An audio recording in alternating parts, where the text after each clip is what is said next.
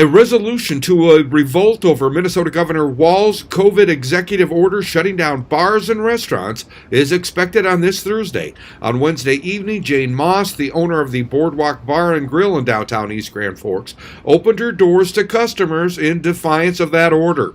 Video on the left here from Action for Liberty shows East Grand Forks Police Chief Mike Hedlund saying basically he's just doing his job and presenting her with a copy of the governor's executive order, which prohibits indoor dining and beverage service in Minnesota until December 18th.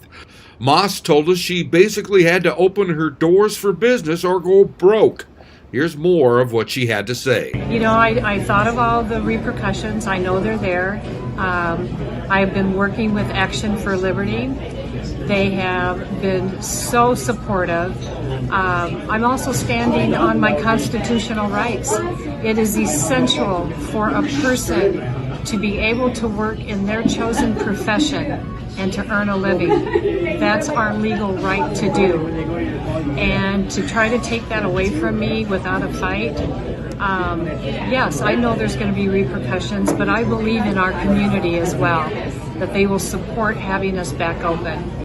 East Grand Forks Police told iNews they've been talking to the Minnesota Attorney General's office and Health Department officials for guidance. We can likely expect the answer as to the state's response to this defiance of the governor's COVID executive order today. We'll keep you updated. Check back later. I'm Neil Carlson reporting for iNews.TV.